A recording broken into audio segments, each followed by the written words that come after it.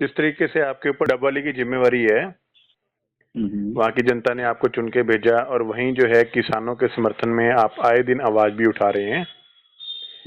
तो अविश्वास प्रस्ताव को लेकर जो है किया था, लेकिन वहीं जो है सरकार के पक्ष में 55। तो इसको लेकर आपका क्या कहना है? इसको क्या किस नजरिए से अब आप देखते हैं? मेरे इसमें दो नजरिए से देखता हूँ इस चीज को। पहला तो ये था कि केवल गिनती मात्र नहीं मानता मैं कि भाई जैसे मुख्यमंत्री जी ने भी एक तरीके से कहा कि भाई हुड्डा साहब ने पहले ही कह दिया था कि नंबर तो आपके समर्थन में है, तो उसको थोड़ा सा हल्के में कहने का प्रयास किया जी। तो मेरा मानना है कि लाने का एक और जो मकसद ये भी था कि वहां पे जब चर्चा हो तो मेरी आशा थी कि चर्चा के बाद जो लोग वहां पर बैठे हैं, जो विधायकगण भी हैं और मुख्यमंत्री जी खुद, उनको भी कुछ उनके हृदय परिवर्तन हो या उस तरीके से केवल सत्ता के लिए नहीं, वो समझ सकें कि सही मायने में किसानों की आज की तारीख में किस तरह की सिचुएशन है, क्या समस्या है और किस तरह की वो जो भावना के साथ वहां पर बैठे हैं पिछले 100 दिनों से अधिक। तो वो था मेन मकसद। मैं मानता हूं कि उन तक वो बात पहुंचे और हमारी आशा थी कुछ ना कुछ उसके बाद उनमें समझ आए कि भी किस तरीके से इस संवेदनशीलता के साथ इस मुद्दे के साथ उनको जुड़ने की आवश्यकता है। बट जिस तरीके से उन्होंने बाद में भी कहा कि जब अपना वो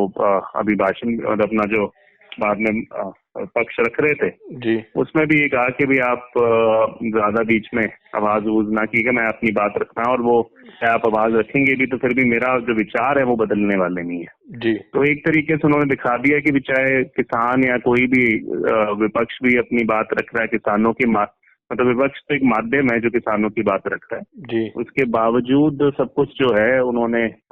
अभी तक मैं मानता हूँ उनको कोई सद्भावना नहीं है या संवेदनशीलता नहीं है। जो किसान आज की तारीख में शहीद हुए उनके लिए भी सरकार को किसी तरह से तो एक बड़ा, मैं मानता हूँ इसको एक दुर्भाग्यपूर्ण बात है। दूसरा चीज जो देखने को लगा कि भी बहुत से विधायक जो बीच में इस चीज की बातचीत भी करते थे, बट वहां पे जब अपना मत रखने की बात आई तो उन्होंने कहीं ना कहीं कुर्सी को चुनने का काम किया, ना कि सही मायने में किसान हितैषी सिद्ध करने के लिए। तो वो भी एक दुर्भाग्यपूर्ण बात थी। तो ये दोनों मुद्दे आज उसमें मैं मानता हूँ गंभीर तरीके से दिखाई दिए और आशा थी कि वो और अधिक विधायक इस के पक्ष में आते हैं। मगर कोई कांग्रेस पार्टी का कोई, जिस तरह हुड्डा साहब ने सुबह सबसे पहले बात रख दी कि हमारे को वोटों का सिर्फ नहीं है कि आपके कितने वोट हम आएंगे या कोई सत्ता परिवर्तन करने की बात कर रहे हैं। मैं मानता हूँ हमारा मकसद ये था कि उनका हृदय परिवर्तन हो और वो किसानों के हित में कोई फैसला लेने का काम करे, वो उन्होंने लिया नहीं। तो वो मैं मानता हूँ दुर्भाग्यपूर्ण है। अगर हम बात करते हैं इनेलो की, तो वहां से अभय सिंह चौटाला ने जिस तरीके से किसानों का साथ देते हुए अपना इस्तीफा देने की बात कही थी और बाद में जो है वो मांग समय पर पूरी ना होते हुए देख उन्होंने जो है इस्तीफा भी दिया था, क्या इसी तरीके से जब अविश्वास प्रस्ताव की बात रखी और वो भी कहीं ना कहीं जो सिरे चढ़ती नजर नहीं आई समर्थन के अंदर जो है पूरे किसानों के साथ, क्या अब कांग्रेस के विधायक इस्तीफा देने की होड़ में आएंगे, वो भी देंगे या नहीं दे पाएंगे? और उसमें आपका क्या कदम रहेगा? क्या आप इस्तीफा देके उनके किसानों के साथ खड़े होंगे या विधानसभा में बैठ के उनकी लड़ाई लड़ेंगे? देखिए, दोनों तरीके से हर कोई व्यक्ति विशेष जो भी कोई भी नेता है, कोई पार्टी है, वो स्वतंत्र है अपने हिसाब से जो उनको किस रणनीति के तहत चलने की आवश्यकता है। और मैं मानता हूँ इसके अंदर चाहे वो अभय सिंह जी हो या कांग्रेस पार्टी हो या कुछ और जो दो विधायकों ने जिन्होंने समर्थन भी दिया, तो वो उस तरीके से सबकी कार्यशैली अलग हो सकती है, उनका रूपरेखा अलग हो सकती है, बट उन सबकी दिशा एक है कि किस तरीके से इस मुद्दे को हल करवाया जाए और किसानों के हित में हल करवाया जाए। मेन आज मैं मानता हूँ मुद्दा इस चीज का है। और कांग्रेस पार्टी ने एक, उनके जैसे अभय सिंह जी के समय भी उनकी पार्टी की जो कार्यकारिणी थी, उन्होंने एक फैसला लिया था और उस फैसले से वो बाध्य भी थे, उन्होंने भी उसको सम्मान करते हुए आगे अपने कार्यकर्ताओं से बात करते। तो उसी तरीके से कांग्रेस पार्टी भी एक पार्टी का जो फैसला रहता है, उनका हमारा फैसला ये था कि इनको एक तरीके से जहां तक विधानसभा का सत्र आने वाला है उसके अंदर जिस तरीके से अविश्वास प्रस्ताव भी लेकर आए और उस तरीके से उनको घेरने का भी काम करें और जो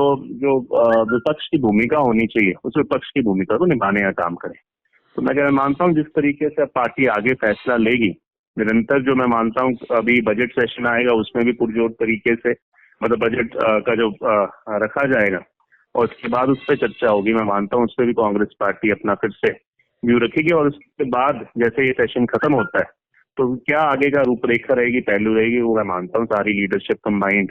तरीके से एक फैसला लेगी, उसके ऊपर क्या रणनीति रहती है आगे की। जी, ये बात तो रही पार्टी की। अगर हम बात करते हैं अमित जिस तरीके से उनको जिम्मेवारी डबाले की विधायक की जो है जनता ने सौंपी है,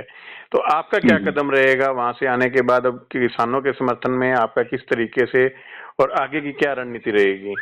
देखिए, मैं पुरजोर तरीके से किसानों की मैं मानता हूँ जितनी भी मुद्दे हैं, सबको उदाहरण के तौर पे कल परसों की जब बात है, जब चर्चा हो रही थी, मैं मानता हूँ पानी एक विशेष मुद्दा है मेरे क्षेत्र का। किसान को अगर फसल को और उसको सही दाम भी मिलने तो उसके लिए पानी की आवश्यकता है। और जिसकी बात मैं तीसरी बार मैंने कृषि मंत्री के समक्ष वो बात रखी थी और इसके ऊपर पुरजोर आगे तरीके से जब अगर विधानसभा में मांग की सुनवाई नहीं होती, चाहे कृषि कानूनों से संबंधित है, चाहे जो और उनकी मांगे हैं उनसे संबंधित है, तो जमीन पे उतर के और संघर्ष को तेज करने का काम भी करेंगे। तो मेरी तो रूपरेखा यही रहेगी कि भी उस तरीके से जहां अपने क्षेत्र में जितने किसान हैं उनके साथ मिलकर सबसे पहला ये कई लोग जानते नहीं है, जब ये आंदोलन भी शुरू नहीं हुआ था पूरी तरीके से यूनियंस और उस तरीके से जो आंदोलन बना था, तो मैं शायद वो पहला शख्स था राजनीतिक रूप से भी। मैंने यहाँ पे दिवाली में उस दिन एक प्रोटेस्ट और धरना किया था, तकरीबन हम 4-5 घंटे वहां पे धरने पे रहे थे और जिसमें किसान यूनियन के जितने भी लोग हैं हमारे मेन यहाँ पे, चाहे दिवाली के हो या जिले के हो, अधिकतम लोगों ने उसमें भाग भी लिया था उस समय जब कोई भी धरना प्रदर्शन उस समय शुरू नहीं हुआ था इन मांगों के खिलाफ। तो मुझे उस समय भी ये समझ आ गया था कि ये मांग कहीं ना कहीं किसानों के विरोध में है। उसी तरीके से मैं मानता हूँ कि रूपरेखा जो मेरी तरीके से है, मैं निरंतर जमीनी स्तर में भी प्रयास करता हूँ और विधानसभा में भी करता हूँ। आज अभी अगले 7-8 दिन जितना भी मौका मिलेगा वो विधानसभा में आवाज उठाएंगे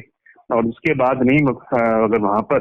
सुनवाई नहीं होती तो जमीनी स्तर पर संघर्ष को और अनेकों तरीके हैं उससे तेज करने का काम करेंगे। फसल का टाइम नजदीक आ गया है, अब किसान जो है अपनी अपनी फसलों को जो है मंडी में भी लेके आने का काम करेंगे, चाहे वो एजेंसी को देना है या मंडी में देना है या आड़ती को देना है। तो वहीं दूसरी ओर किसान अपना विरोध यूं भी जाहिर कर रहे हैं कि अपनी अपनी फसलों को खुद ही नष्ट कर रहे हैं। तो अब इसका किस तरीके से आप देखते हैं कि कैसा रहेगा? क्या मंडी में दिया जाएगा? क्या किसान उसको अपने पास स्टॉक करने का काम करेगा? आप क्या मानते हैं, किसको किस तरीके से देखते हैं किसानों के उस फैसले को आप क्या समझते हैं? नहीं, देखिए, मैं इस चीज से तो बिल्कुल मैं हम सभी से निवेदन भी करना चाहूंगा कि कोई भी अपनी फसल, क्योंकि उन्होंने खून पसीने की एक तरीके से पूरा साल जो खेत में लगाकर किसान उसको पैदा करता है, उसको व्यर्थ ना जाने दें, क्योंकि उसका अपने परिवार के लिए भी, पालन पोषण के लिए भी आवश्यकता है और इन चीजों से। मगर दूसरे तरीके से जो उनका है, जो ये सरकार दावे कर रही है,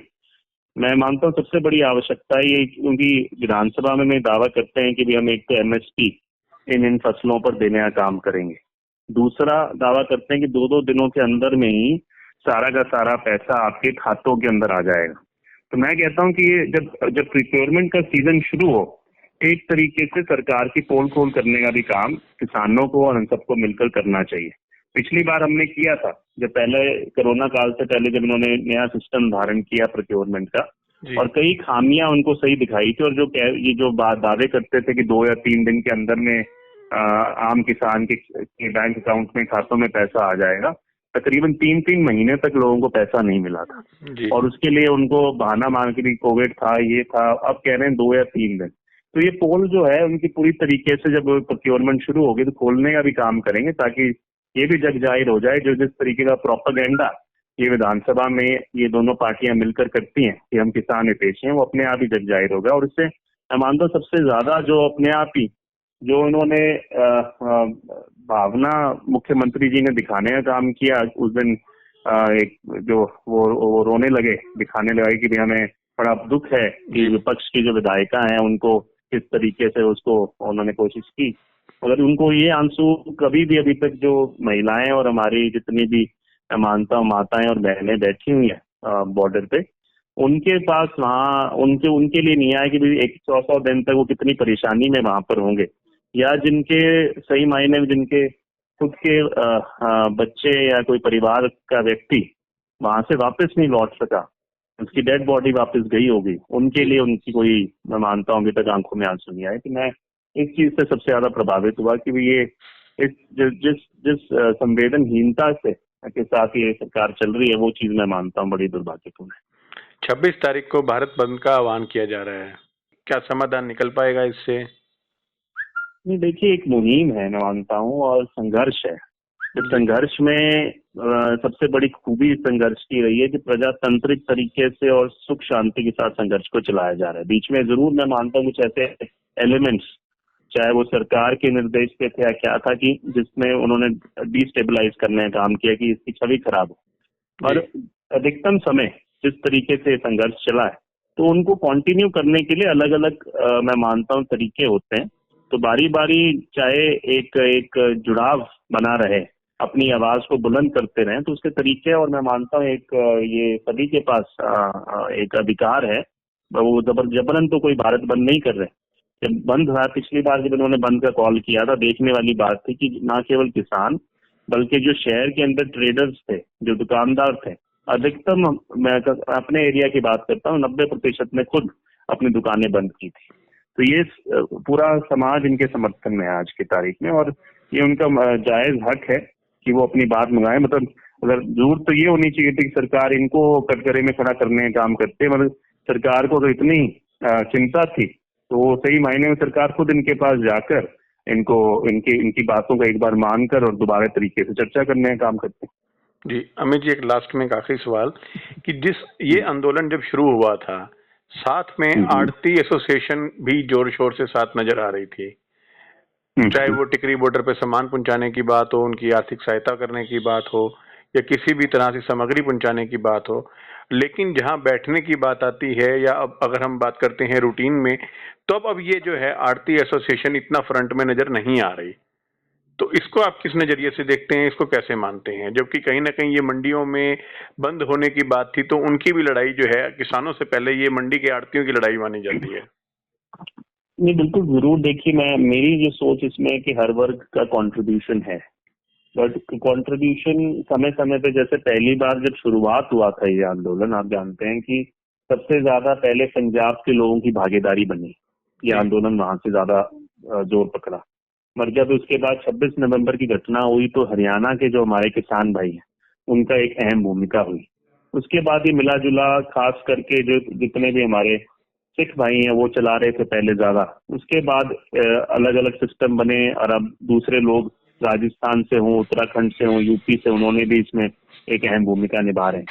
तो वहीं पे मैं मानता हूँ हर वर्ग का कहीं ना कहीं, अब आप कई बार एक बार जाकर देखेंगे कभी चंडीगढ़ में, एक नजारा आपको दिखाई देगा कि वहां पे लोग गाड़ियों पे झंडे लगाकर घूम रहे हैं। जो साधन संपन्न गाड़ियां, मतलब लोग हैं जो जिनके अच्छे ये कह सकते हैं साधन संपन्न परिवारों से लोग हैं,